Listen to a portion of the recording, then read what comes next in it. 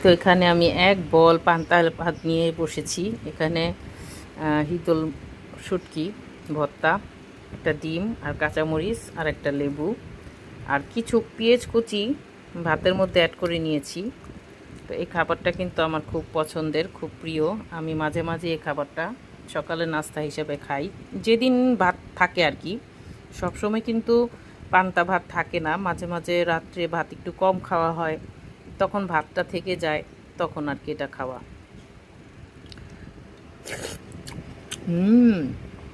সেই স্বাদ, অস্থির।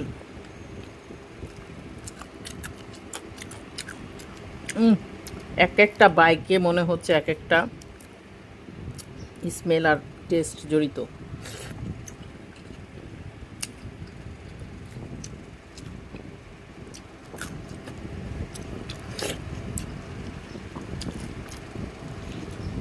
ডিমটা কিন্তু আমি হাফ সিদ্ধ করেছি, বেশি সিদ্ধ ডিম আবার আমার কাছে খুব কম স্বাদ লাগে।